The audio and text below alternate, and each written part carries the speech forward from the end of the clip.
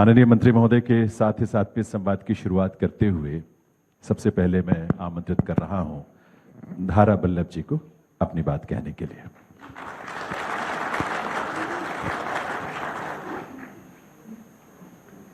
माननीय महोदय, मंत्री जी, आपको और हॉल में बैठे हुए सभी साथियों को मेरा प्रणाम। मंत्री महोदय, आज बड़ी खुशी हो रही है इस बात को लेकर के कि देश के शीर्ष नेतृत्व जिनकी छत्र छाया के अंदर में सहकारिता इस तरह से फलीभूत हो रही है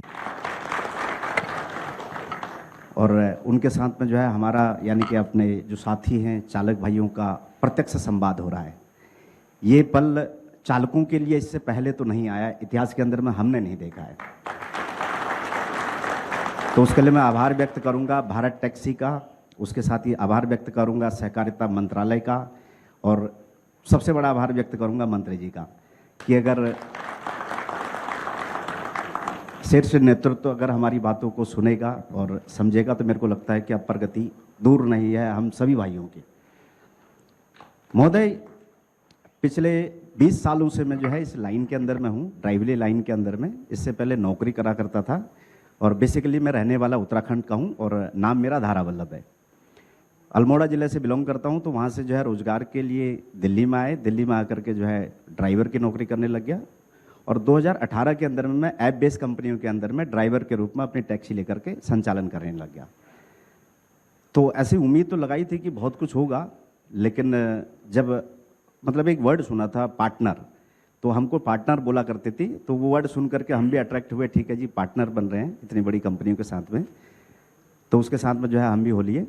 लेकिन जब हकीकत सामने आई तो देखा कि पार्टनर तो कुछ भी नहीं है, एक सिर्फ शब्द है वो। लेकिन वहाँ पर जो चीज़ें मतलब कमियाँ महसूस हो रही थी कि इतनी ज़्यादा कमियाँ थी, उसमें से जो है उन कमियों की ओर मैं आपका ध्यान आकर्षित कराना चाहूँगा और बाकी सभागार में बैठे हुए सभी सज्जन व्यक्तियों को भी बताना चाहूँगा। एक तो जो है नीतियाँ अच्छी नहीं थी, चाहे वो किराए को लेकर के हों या चाहे कमीशन को लेकर के हों या बाकी जो पार्टनर जो ड्राइवर उनके साथ में कनेक्ट हो रहे हैं उनको लेकर के हों। और दूसरा जो सामाजिक सुरक्षा का जो अभाव हो रहा था कि किसी को अगर कुछ हो जाता है तो किसी को कोई लेना देना नहीं है, पार्टनर है सिर्फ एक शब्द है मात्र। और उसके साथ ही जो है जो कमीशन की दरें थी वो बहुत ज़्यादा हाई थी, उनको लेकर के जो है बहुत सारी समस्याएं हुई। तो मन के अंदर में एक जिज्ञासा हुई कि भारत टैक्सी जो ड्राइवरों के लिए सारथी समाज के लिए आया हुआ है, तो इसके अंदर में इन समस्याओं का समाधान होगा क्या, इसके प्रति थोड़ा सा जिज्ञासा मेरी भी है और मेरे साथियों की भी है, शायद सभी लोगों की। तो मैं आपसे आग्रह करूंगा कि अगर इसमें कोई मतलब हमारी अगर कुछ समस्याओं का समाधान हो सकता है तो मैं आपका धन्यवाद करना चाहूँगा। धन्यवाद। देखिए, अभी आप सहकारिता के कंसेप्ट को समझेंगे तो ये सवाल ही खड़े नहीं होंगे। अमूल क्या है? अमूल में गुजरात की 36 लाख माताएं बहनें सदस्य बनी है, एक कोऑपरेटिव है। और 36 लाख माताओं बहनों ने कितना रुपया रोका है, इसमें इन्वेस्ट कितना किया है मालूम है आपको? सिर्फ 50 रुपया। अब 36 लाख माताओं बहनों ने 50 रुपये इन्वेस्ट कर कर अमूल बनाई। ये 36 लाख तो एक दिन में नहीं हुआ, धीरे धीरे कर कर हुआ है। अभी जैसे हमारा 2.5 लाख का रजिस्ट्रेशन हुआ है सारथियों का, तो धीरे धीरे कर कर 36 लाख हुआ था। अब ये 36 लाख माता बहनों की कोऑपरेटिव 1,25,000 करोड़ का टर्नओवर कर रही है। मैं गारंटी से कहता हूं, आपके घर में जो दूध का थैली आता है या तो मदर डेयरी का दूध होगा या अमूल का होगा। बताइए आप लोग, आता है या नहीं आता है? तो 1,25,000 करोड़ में आपका भी इसमें पार्ट है। अब फर्क क्या है प्राइवेट डेयरी और कोऑपरेटिव डेयरी में? प्राइवेट डेयरी और कोऑपरेटिव डेयरी में ये फर्क है कि प्राइवेट डेयरी अगर ये 1,25,000 करोड़ का टर्नओवर करे, करती भी है कुछ डेयरियां, थोड़ा थोड़ा थोड़ा। अमूल जायंट है मगर 50 करोड़ 25 करोड़ का टर्न, तो उसमें पशुपालक माता के पास पशु का पालन कर दूध निकाल कर डेयरी में भरती है। इसको सिर्फ एक निश्चित रकम मिल जाती है।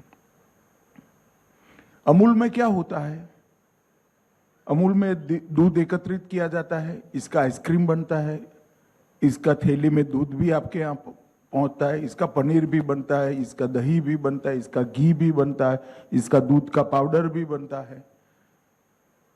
अब ये सब बनता है तो मुनाफा भी होता है, पेड़े भी आप खाओगे, श्रीखंड भी खाओगे, तो ये मुनाफा प्राइवेट डेयरी में प्राइवेट डेयरी के मालिक के यहां जाता है। अमूल में ये बनाने का खर्चा जो 15% से ज्यादा नहीं, उन्होंने बताया 85%, एक्चुअल में 100%, बाकी का 15% तो बनाने का खर्चा है। जैसे आपकी वाहन आप चलाओगे तो पेट्रोल डालना पड़ेगा, ये तो खर्चा है ना। इस तरह से बाकी बना पूरा का पूरा मुनाफा वो दूध पशुपालन करने वाली माता के हाथ में, बेटी के हाथ में चला जाता है।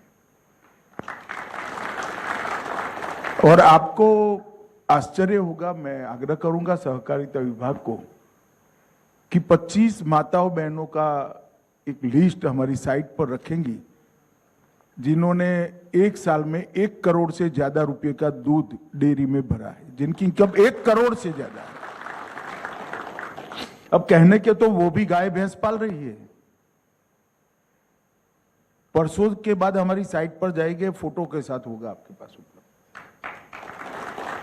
तो ये जो कंसेप्ट है वो ये है कि जो श्रम कर रहा है, जो मेहनत कर रहा है, उसी को मुनाफा मिले, किसी सेठ को न मिले। अब आप भारत टैक्सी का विचार क्यों आया? ये जो आपने कहा ढेर सारी कंप्लेंट्स आती थी, 30% कट जाता था, कोई सर्टेनिटी नहीं थी, कोई सुरक्षा नहीं थी, ब्ला ब्ला ब्ला, जितनी भी कंप्लेंट्स हैं वो, इसका निवारण क्या? वो जो कंपनियां हैं, वो कंपनियां चलाने का उद्देश्य मालिक को धनी बनाना है। मेरी बात सच है या नहीं है? हमारा भी उद्देश्य मालिक को धनी बनाना है। फर्क इतना है कि मालिक आप हो। आप मेरी बात समझ रहे हैं? सिर्फ 500 रुपये आपको इन्वेस्ट करना है। 3 साल के बाद क्या होगा? भारत टैक्सी 1 रुपया कमाएगी। मानो भारत टैक्सी 25 करोड़ रुपया कमाई, तो 25 करोड़ में से 20%, 5 करोड़ रुपया, ये भारत टैक्सी के अकाउंट में आप लोगों की पूंजी के नाते जमा हो जाएगा। और 80% पैसा किसने कितना किलोमीटर टैक्सी चलाई इसके हिसाब से वापिस आपके अकाउंट में डाल दिया। मेरी बात गले उतर रही है ना भैया? तो अभी तो आपको जो निश्चित किराया मिलना ही मिलना है, मगर आप तो मालिक हो भाई, तो मुनाफे में भी आपका हिस्सा होना चाहिए या नहीं होना चाहिए? तो ये हिस्सा आने वाला, मगर पहले 3 साल तक थोड़ा धैर्य रखना पड़ेगा। जैसे एक बच्चा होता है, हम प्यार से लालन पालन करते हैं, करते करते बच्चा 30-40 साल का होता है, हम वृद्ध होते हैं, हमने इसका लालन पालन किया, बाद में वो हमारा लालन पालन करता है। तो पहले 3 साल आपको धैर्य रखना पड़ेगा, इसलिए क्योंकि ये एडवर्टाइज करना, इसको एस्टैब्लिश करना, ये प्राइवेट कंपनी इस पर जो स्पर्धा थोप देगी गलत प्रकार की, क्योंकि वो तो कमा कर बैठे हैं, तो इसको स्ट्रगल करने में 3 साल होंगे। और 3 साल में हम देश के हर शहर में लगभग पहुंच जाएंगे। ऐसा हमने रोड मैप बनाया, जहां जहां म्युनिसिपल कॉर्पोरेशन है हम 3 साल में पहुंचे, तो ये संख्या हमारी बहुत बड़ी हो जाएगी। 36 करोड़ 75 साल के आजादी में कोऑपरेटिव में जुड़े हैं। भारत टैक्सी 15 करोड़ 1 साल में 2 साल में जोड़ देगी। तो इसको हम सब ने मिलकर मजबूत कराना पड़ेगा। धन्यवाद सर। धारा बल्लभ जी हमारे बोर्ड ऑफ डायरेक्टर्स में सारथी प्रतिनिधि के रूप में भी शामिल हैं, जिन्होंने भी प्रश्न पूछा। अब मैं अनुरोध करूंगा किशन भाई गोविंद भाई पटनी जी से, वो अपनी बात रखें आपके समक्ष। नमस्ते मंत्री जी, मैं अहमदाबाद गुजरात से एक ऑटो ड्राइवर हूँ। अभी मैं 10 साल से ऑटो चलाता हूँ अहमदाबाद में। कहाँ रहते हो? मेरे मतदाता। Yes sir, yes sir, yes sir, yes sir. मंत्री जी, अभी जो ऑनलाइन हम राइड कर रहे हैं तो उसमें बोल रहे हैं आप पार्टनर हो, तो पार्टनर को जो कुछ समस्या आती है तब हम कॉल सेंटर में बात करते हैं। एक सेकंड मुझे बताओ, उन कंपनियों का शेयर है आपके पास? नहीं है सर। तो कैसे पार्टनर हो गए? सर वो भी बात लोग पार्टनर बताते हैं। वो पार्टनर नहीं है, सर चलावा सही कर है, रहे हैं। सही है आपके सर। तो सर भारत टैक्सी हमको बोल रही है सारथी आप मालिक हो, तो सर हमको मालिक का हक कैसे मिलेगा? मैं बताता हूं, भारत टैक्सी में अभी हम सब छोटा छोटा काम करते हैं, सारथी है। हमारे पास इतनी पूंजी तो है नहीं कि इतना बड़ा कंपनी खड़ा कर ले। हमने अभी भारत की 5 बड़ी कोऑपरेटिवों को मिलाकर ये खड़ा कर दिया। अब जैसे आपकी संख्या बढ़ती जाएगी, जो सारथी इसमें पार्टनर बनना चाहता होगा, कंपलसरी नहीं है, आप बनो ना बनो आप पर निर्भर है। 500 रुपए का अगर आप शेयर लोगे तो आप इसके मालिक हो जाओगे। आप मेरी बात समझ गए? फिर जब भारत टैक्सी का बोर्ड ऑफ डायरेक्टर का चुनाव होगा तब इसमें कुछ सीटें सारथियों के लिए भी चिन्हित रखी, जैसे अभी भाई साहब बोर्ड ऑफ डायरेक्टर में आ गए, तो वो आपके सारे हितों की चिंता करेगा। अगर भारत टैक्सी सारथियों के पक्ष में कोई नीति नहीं करती है तो ये तो आपका प्रतिनिधि ना चिल्लाएगा कि ऐसा नहीं चलेगा भाई, हमारी कंपनी है, आप ऐसा कैसे कर रहे हो। मुझे बताओ भाई, उन कंपनियों के बोर्ड में आपका कोई प्रतिनिधि है? नहीं सर, नहीं सर। यहाँ पर है? यहाँ पर है। तो आप मालिक हुए या नहीं हुए? Yes sir, yes sir. तो यही कंसेप्ट है भाई, आपका कोऑपरेटिव है, आपको चलाना है, मगर इतना रखना मैं आऊं तो कभी चाय पिलाना भाई, बाकी तो क्या है यार इसमें। कंपनी आपका ही है, मुनाफा भी 20% रिजर्व करेंगे, जिससे कंपनी कोई खराब समय में आए तो हमारी उससे चलती रहे। 80% मुनाफा पर किलोमीटर एवरेज से आपको वापस दे दिया जाए। पहले 3 साल हमें एक एक शहर बढ़ाता जाना है। अभी दिल्ली एनसीआर बढ़ा है, तब राजकोट बढ़ाएंगे वो, तो पहले 3 साल हमारा एक्सपांशन में जाएगा। 3 साल के बाद जितना भी मुनाफा होगा 20% कोऑपरेटिव भारत टैक्सी में रहेगा और 80% हमारे सारथी भाइयों को वापस दे दिया जाएगा। धर्मेंद्र कुमार वर्मा जी, उनसे अनुरोध करूंगा कि वो अपनी बात आपके समक्ष रखें। आदरणीय मंत्री मनोज जी नमस्कार। मेरा नाम धर्मेंद्र वर्मा है और मैं उत्तर प्रदेश के औरैया ज़िले का रहने वाला हूँ और यहाँ पर दिल्ली में रोहिणी सेक्टर 20 में रहता हूँ। और ये जो एबेस्ट कंपनियाँ हैं इसमें लगभग मैं 10 साल से गाड़ी चला रहा हूँ।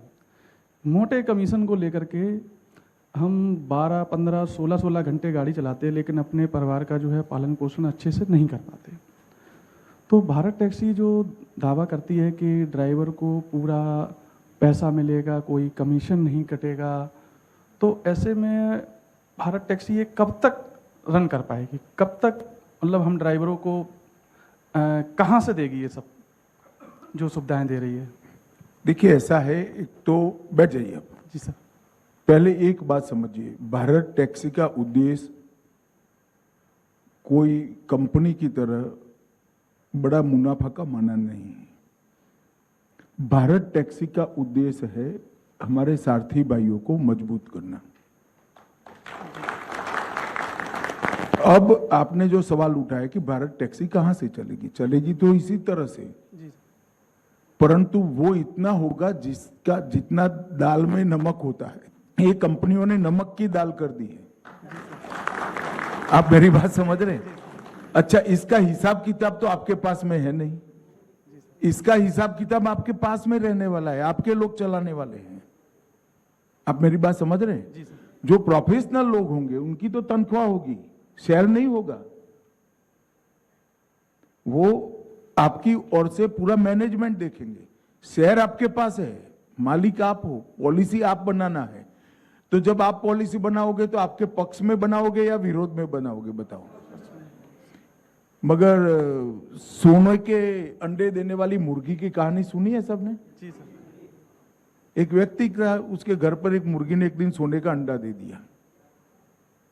दूसरे दिन भी दिया, तीसरे बड़ा खुश हो गया कि मुर्गी भाई सोने का अंडा दे रही है, बड़ी अच्छी बात है, मैं तो धनी हो गया। फिर एक दिन रात को उसको विचार आया कि ये रोज एक अंडा दे रहे, कितने अंडे अंदर पड़े होंगे, लाओ एक गर्दन काट लेते हैं, सारे अंडे एक ही दिन निकाल देते हैं। तो दूसरे दिन उसने वो करा, एक भी अंडा निकला नहीं।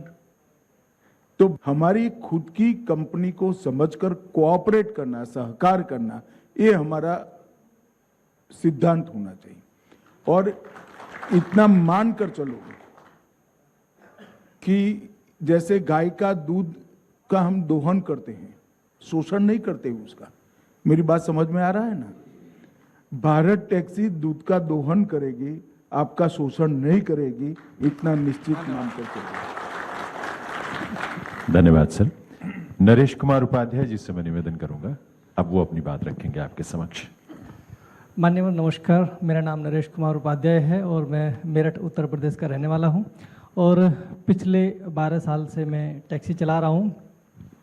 मान्यवर, सबसे पहले तो मैं धन्यवाद देना चाहूँगा हमारी भारत सरकार और सहकारिता को, जो हमारे लिए भारत टैक्सी लेकर आई है, जिससे हमारी दिशा और दशा दोनों बदलने वाली है। मान्यवर, मेरी दशा तो अभी से बदलना शुरू हो गई है, क्योंकि अगर बात करें हम पिछले जनवरी की, तो मैंने 20,000 प्लस का जो कमाई भारत टैक्सी में किया है सर। और उससे भी ज़्यादा खुशी तब हुई जब मुझे पता चला कि हमें नई गाड़ियों के लिए इसमें लोन भी दिया जाएगा, और उससे भी ज़्यादा खुशी तब हो गई जब हमें पता चला कि हमारा इंश्योरेंस भी किया जाएगा। तो बस ये सारी चीज़ें किस प्रकार हमें उपलब्ध कराई जाएंगी। देखिए भाई, योजना कैसे बनाई है कि एक बड़ा कोऑपरेटिव मूवमेंट है, इसमें कोऑपरेटिव बैंकें भी है, तो आपको लोन देने में बड़ी दिक्कत आती है या नहीं आती है? वो बैंक ही मॉर्गेज करती है ना। यहाँ भारत टैक्सी आपकी टैक्सी को मॉर्गेज कर लेगी और भारत टैक्सी आपको कोऑपरेटिव बैंक के माध्यम से लोन दिला देगी। आपका इंश्योरेंस इफ्को टोक्यो का, वो भी भारत टैक्सी ही एजेंट बनाकर आपका इंश्योरेंस ले लेगी, जिसमें मिनिमम प्रीमियम होगा।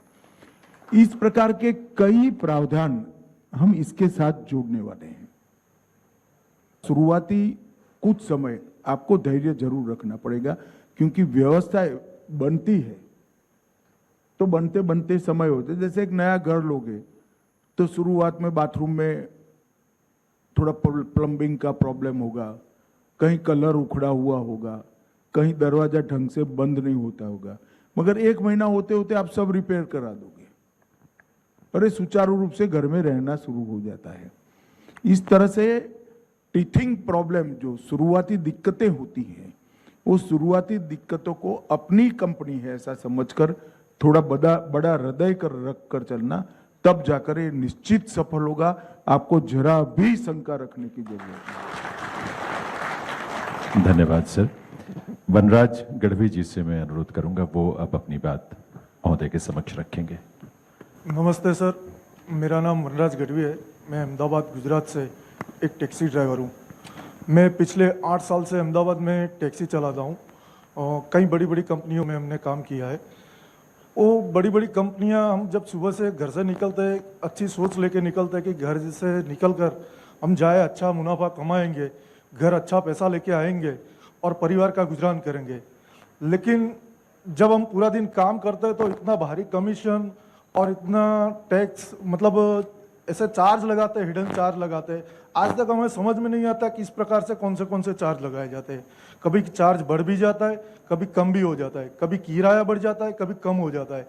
जब हम थक के घर जाते हैं शाम को, तब मालूम पड़ता है कुछ नहीं बचा है, हमने तो खाली मेहनत ही की और कुछ बचा नहीं। ना हमारा परिवार का भविष्य होता है, ना किसी का और कुछ होता है।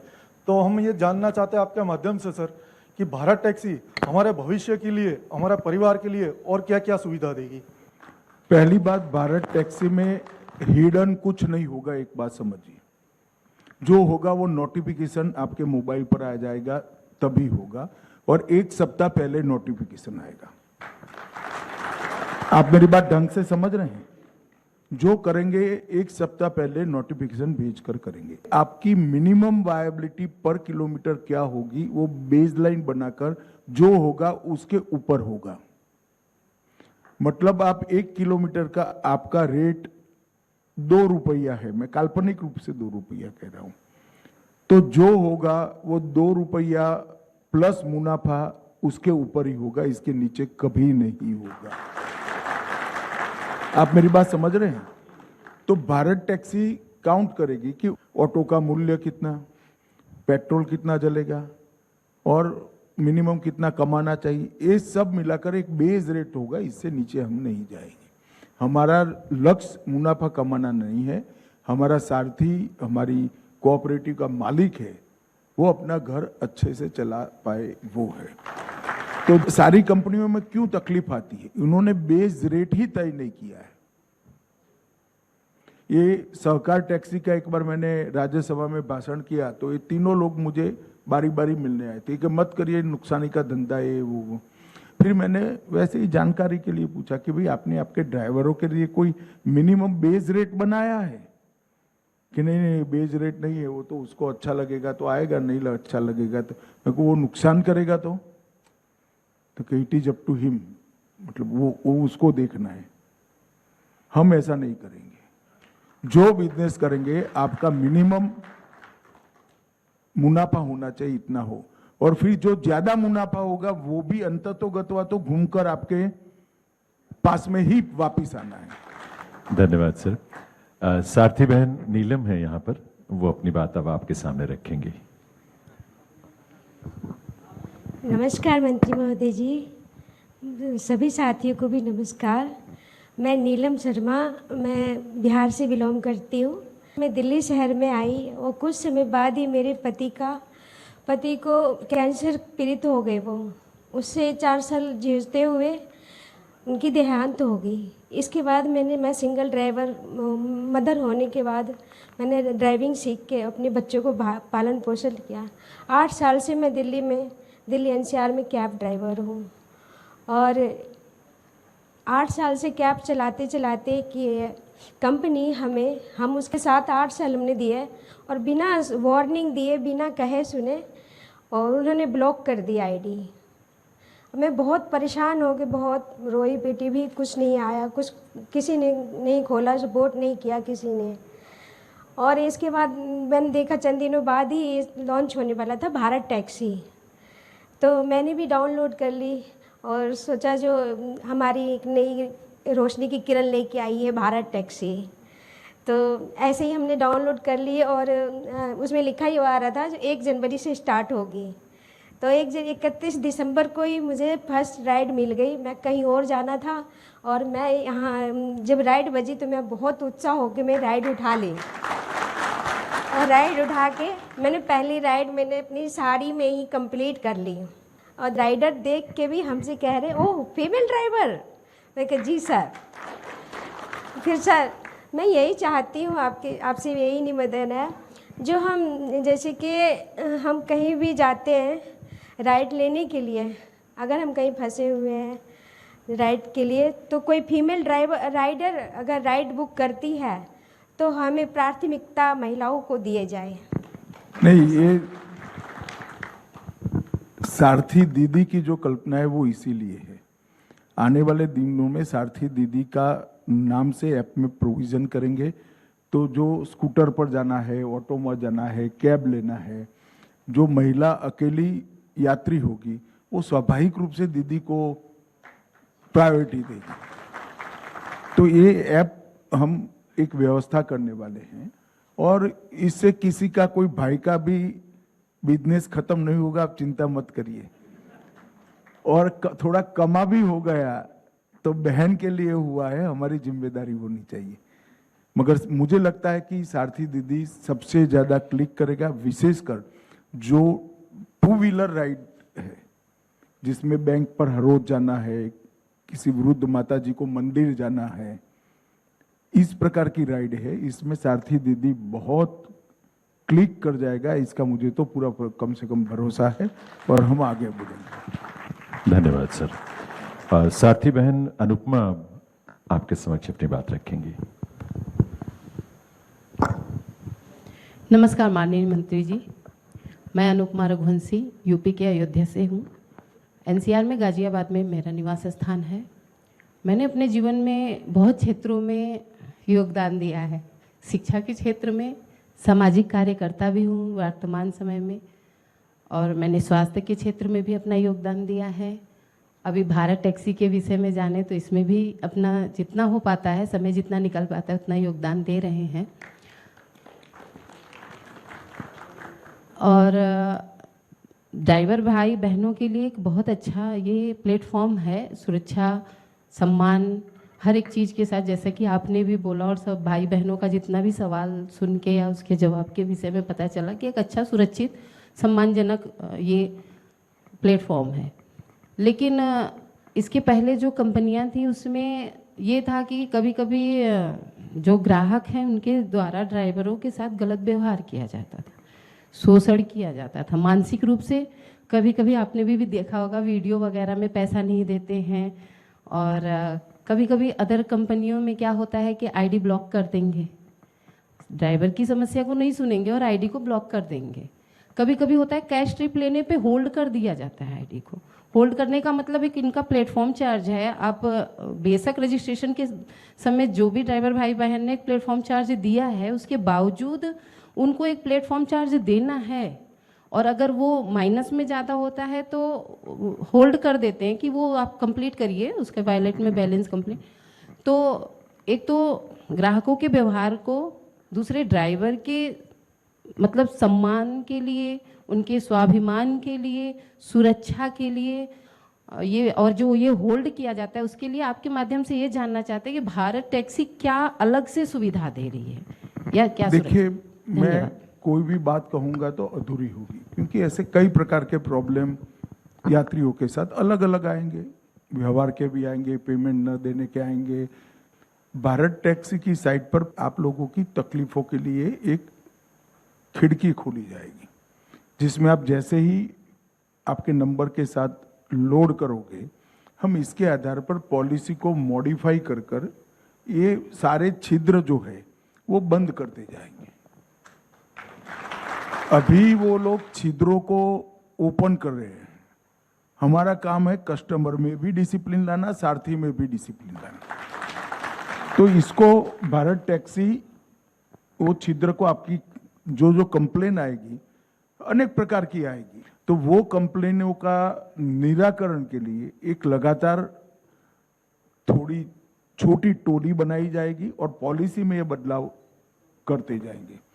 ये समस्याओं का निवारण जैसे भारत टैक्सी करेगी, बाकी सारी टैक्सी की कंपनियों ने भी करना पड़ेगा, और एक प्रकार से सभी साथियों का निवारण।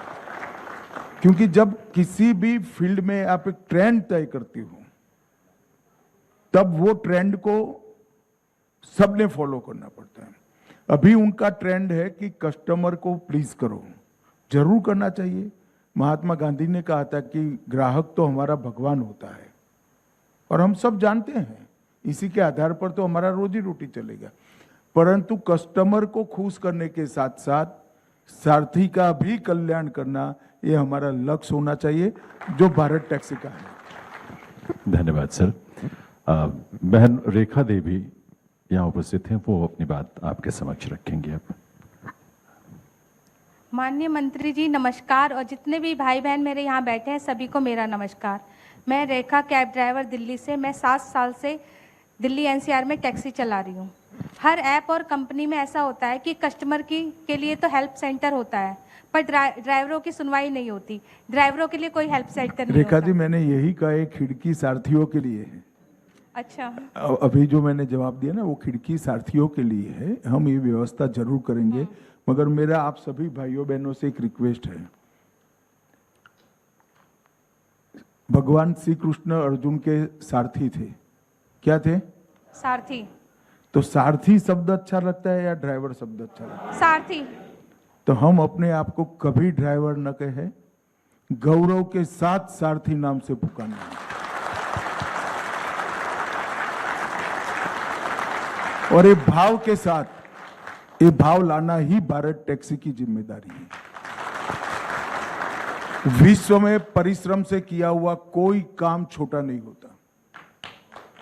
मैंने मेरे जीवन में अहमदाबाद में मेरी कॉलेज के सामने एक रेस्टोरेंट था, बहुत फेमस रेस्टोरेंट था, ओसवाल कर। इसकी बिल का प्रिंटिंग का ऑर्डर लेकर प्रिंटिंग प्रेस से छपवाया है। कोई काम छोटा नहीं होता जी। हमने गौरव के साथ काम करना चाहिए, हम परिश्रम के साथ देश के विकास के अंदर योगदान करना चाहते हैं, देश की व्यवस्था को आगे बढ़ाना चाहते हैं। तो कृपया मेरा आप सबसे विनती है, आज से जहां जहां भी हो और सारथी किसी भी कैब का हो, उसको बता देना भाई तुम ड्राइवर नहीं हो, सारथी हो। और ये शब्द बहुत बड़ा है। श्री कृष्ण अर्जुन के रथ को चलाते थे, पूरा युद्ध अर्जुन करते थे, उतरकर श्री कृष्ण के पैर छूते थे। ये बहुत बड़ा सम्मान है और हम परिश्रम कर रहे हैं, देश के विकास के अंदर योगदान कर रहे हैं। आप ये भूल जाइए कि आप आपकी आजीविका के लिए कर रहे हैं। ये रिक्वायरमेंट है देश की, अच्छी व्यवस्था होनी चाहिए। तो हमें सम्मान के साथ अपने आप को कभी ड्राइवर मत बोलना, सारथी ही बोलना और समाज स्वीकार करना। धन्यवाद सर। अशोक सहरावत जी हैं हमारे सारथी भाई, वो अपनी बात रखेंगे। माननीय मंत्री जी, मेरी तरफ से आपको प्रणाम, सादर नमस्कार।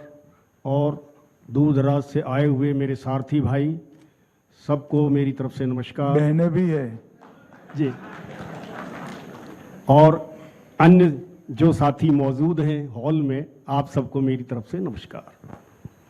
मेरा विषय ये है कि मैं अशोक सहरावत इंटरनेशनल एयरपोर्ट पर टैक्सी 40 साल से चलाता आ रहा हूँ जी।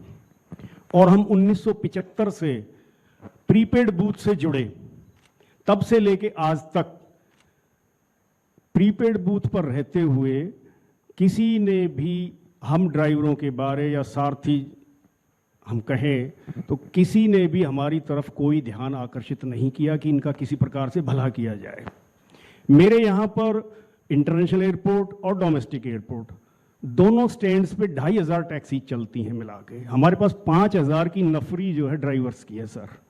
हमारा चिंता का विषय ये है कि आज तक किसी भी सरकार ने और किसी भी लोगों ने हमारे ड्राइवर भाइयों के लिए कुछ नहीं किया।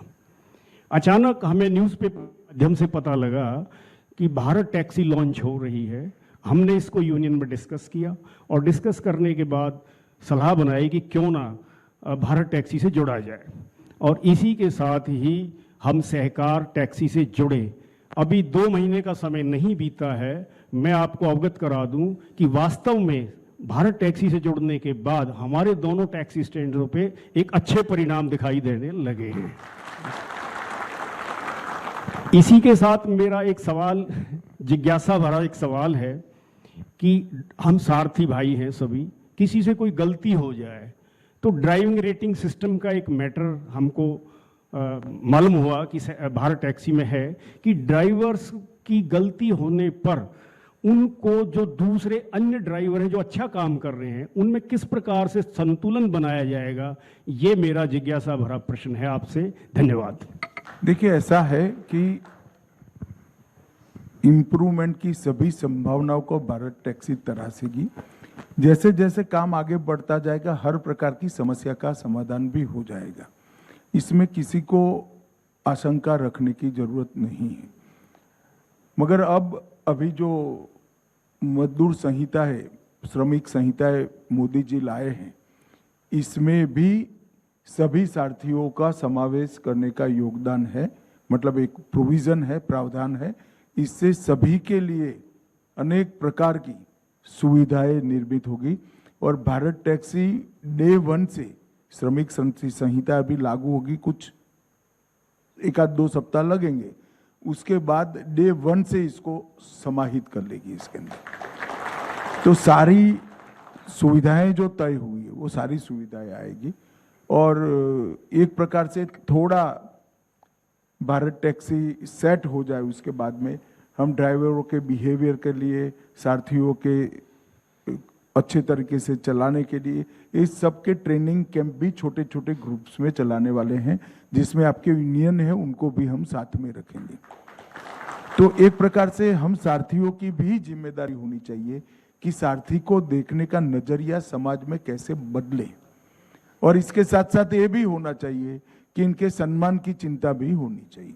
दोनों चीजें हमने बैलेंस कर कर आगे बढ़ना। धन्यवाद सर। मंत्री जी नमस्कार, मेरा गांव मेहरम नगर है पालम एयरपोर्ट पर, और हम जो काली पीली टैक्सी हमारा मतलब शुरू से 50-60 साल से व्यवसाय रहा है। हमारे जब से मोदी सरकार आई है, पहले सर हमें प्राइवेट भानेश्वर से लोन लेना पड़ता था, मुंद्रा लोन उन्होंने चला के हमारे सभी टैक्सी का वालों को उद्धार कर दिया। अभी नए बजट में 10 लाख कर दिया, हम आपका धन्यवाद करते हैं। और सर एक छोटी सी बात और कहूँगा, जब से आपने लोकसभा में बोला है कि हम बाहर टैक्सी ला रहे हैं, सर हमसे जब से बड़े उत्साही से हैं। और जैसे ही 1 जनवरी 26 को ये ऐप लॉन्च हो रही थी, हमने 20 दिसंबर को जीरो बैलेंस के अकाउंट खुलवाने चालू कर दिए थे। धन्यवाद।